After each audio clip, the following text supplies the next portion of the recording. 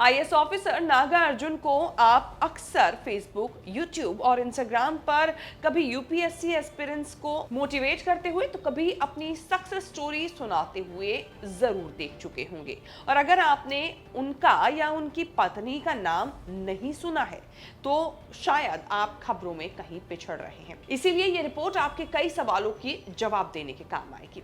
इस वक्त मध्य प्रदेश के हरदा जिले से एक ऐसा मामला सामने आया है जिसने शासन प्रशासन से लेकर आम जनता तक को झकझोर दिया है। आरटीआई एक्टिविस्ट आनंद जाट ने आईएएस नागार्जुन बी गौड़ा पर आरोप लगाए हैं कि हरदा एडीएम रहते हुए उन्होंने एक कंपनी को फायदा पहुंचाया। इस कंपनी का नाम पाथ इंडिया कंपनी बताया जा रहा है। अवैध खनन को लेकर इस कंपनी पर 51 करोड़ रुपए का जुर्माना लगा था, जिसे इन्होंने 4,000 रुपए में तब्दील कर दिया। अब इसे लेकर सोशल मीडिया पर भी लोग नागार्जुन बी गौड़ा को ट्रोल कर रहे हैं। ये पूरा मामला पाथ इंडिया कंपनी से जुड़ा हुआ है। कंपनी ने इंदौर बेतुल नेशनल हाईवे का काम शुरू किया था।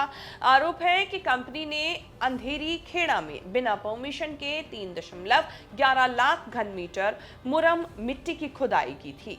कथित तौर पर इसके लिए कंपनी को परमिशन नहीं थी। ऐसा करने के लिए तत्कालीन एडीएम प्रवीण फुलपगारे ने कंपनी को 51 करोड़ रुपए से ऊपर का नोटिस जारी किया था।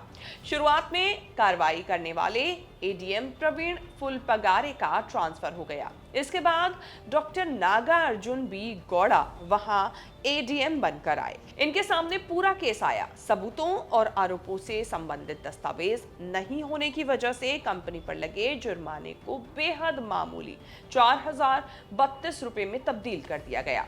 आरटीआई एक्टिविस्ट आनंद जाट ने आरोप ये भी लगाए हैं कि इस मामले को सेट करने के लिए किसी तरह की दोनों के बीच कोई ना कोई डील जरूर हुई है।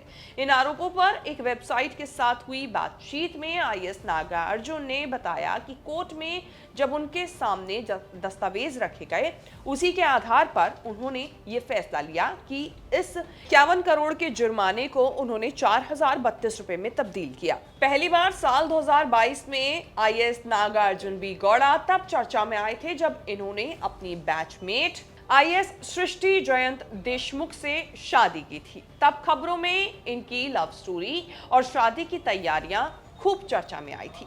मध्य प्रदेश कैडर के आईएएस नागार्जुन बी गौड़ा काफी मशहूर हैं। उन्होंने सुख सुविधाओं के अभाव में इस मुकाम को हासिल किया है। अपनी यही कहानी वो सोशल मीडिया या फिर कहें कि कई मंचों से कहते हुए भी नजर आए हैं।